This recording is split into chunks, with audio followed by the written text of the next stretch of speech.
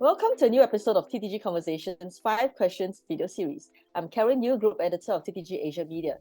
In this episode, we will find out why ski vacations are becoming big business in Asia. Taking us out of the current summer heat and into this topic is Rachael Harding, CEO for East and South Asia and Pacific at Club Med. Welcome to the show, Rachael.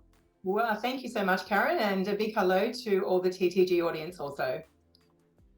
I've got 5 questions for you, and here's the first. It seems to me that ski holidays are getting more talk and visibility in the media here in Asia. What do you think is driving this greater awareness of winter sports? Do you think Asia's hosting of the recent Winter Olympics 2020 in Beijing and 2018 in PyeongChang had a part to play? Well, I think any big event on the worldwide stage draws interest, but not only just for the sport that it's showing, but also showcases the country. And I think these two things combined always generate a little bit of interest. And the fact that Asia has had 2 in recent years has certainly put this region on the map as a winter playground and probably opened the eyes to people watching to understand that there are more options when it comes to mountain holidays in Asia. But for us in Club Med, we have seen this consistent trend for quite some time. It wasn't that long ago that our ski business made up 10% of our weight of business, and now it's closer to a third.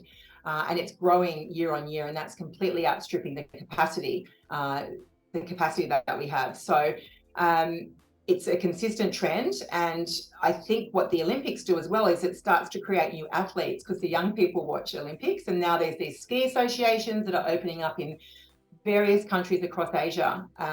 Big case actually is Thailand. In 2016, there was a ski and snowboard association that was actually set up, supported by the Ministry of Tourism, but also by the private sector, who had interest in some of the resorts in Japan. They made a movie and it became the hottest place to travel. And it was nowhere as far as destinations in 10 years ago, and now it's in the top 5 consistently. And Thailand has been our most aggressive market to rebound. So I think definitely these big events play a part in exposing, but I think then each country has really started to look at ways that they can expose mountain holidays also. But is Asia typically an important source market for ski resorts? The short answer is yes. We could see pre-pandemic the growth that I just mentioned consistently, and if I have a look at even Q1 23, we're completely outperforming 2019, despite the challenges of some of our markets throughout Asia opening at different times, and also the flight capacity issues, which I know we've covered a bit in TTG as well.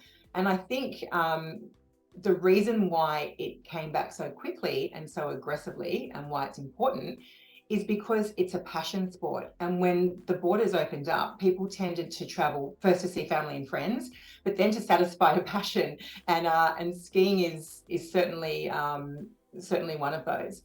If I think about the Asian market and the importance, the actual success of Club Med business is actually what we call our global approach. So this is like a global footprint with very much a local focus. So we really rely on various source markets around the world to come to our resorts, and that creates this great multicultural effect.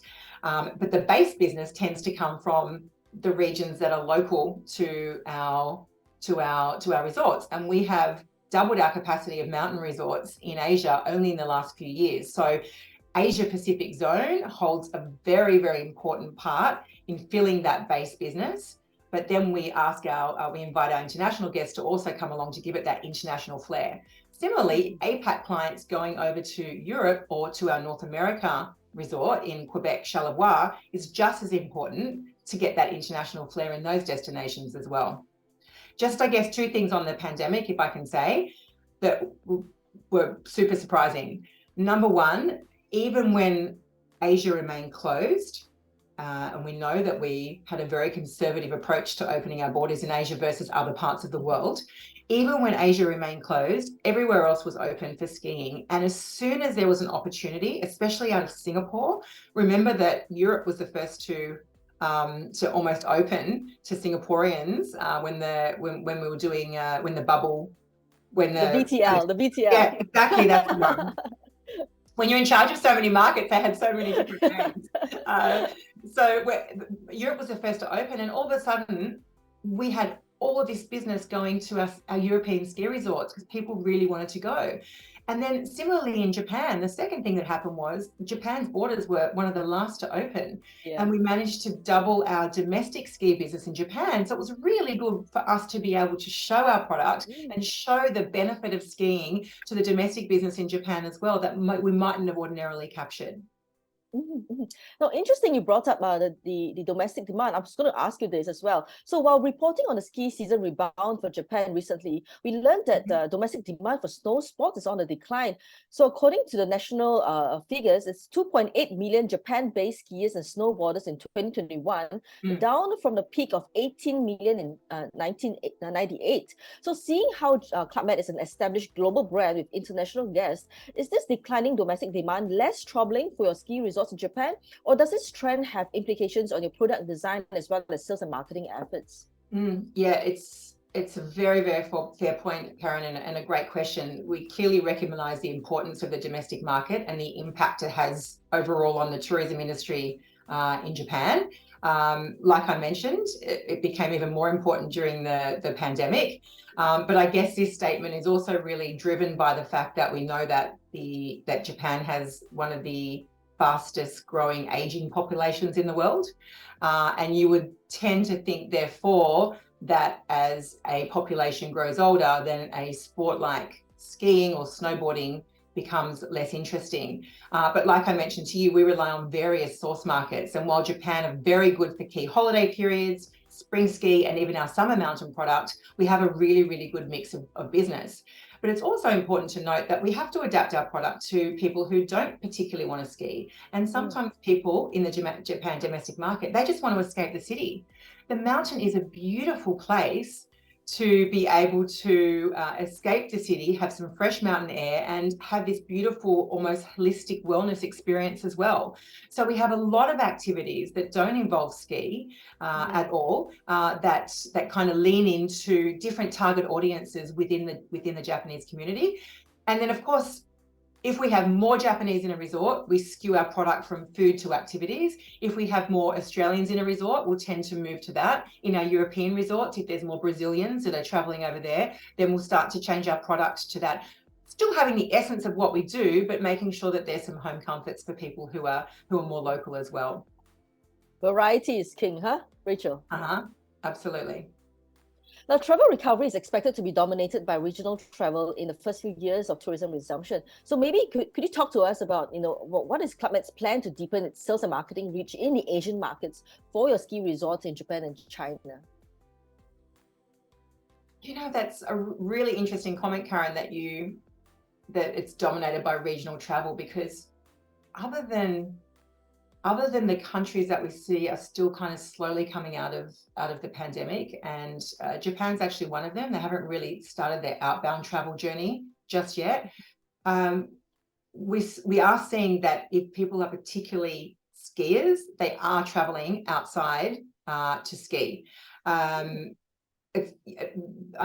thing that's the problem is actually the air capacity, and I'm sure you've heard this over and over, but the restraints remain an issue. We have nowhere near the same air capacity going to our destinations as we had. It's between 60 and 78% back, depending what country you look at throughout Asia. So this is actually the issue. I'll speak with China separately, because clearly China is still it's open, but it still has a lot of restrictions in place, both for their outbound travelers and for inbound travelers. So I'm confident that will come back, but China is still in inventory stages for that.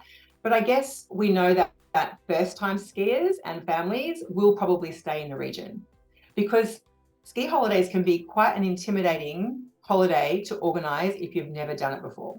So staying in the region that you know, staying in an area that's accessible is important. So we have actually worked very hard through our sales and marketing journey to get the point across that having an all-inclusive product in your region is the best way to go. So we have had stronger connection with our guests by being there for them in an inspiring content manner through every step of the journey. We've really invested a lot in targeted campaigns across all platforms to identify and attract potential clients in key markets and all the markets, because I mentioned it's so important to have this multicultural feel.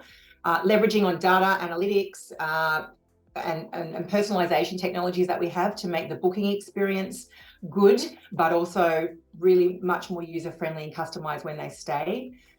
Much stronger partnerships with our TAs, our travel agents, so important, not only to amplify our brand, but to really tailor and offer the packages that are going to suit the market's needs, especially as ski holidays.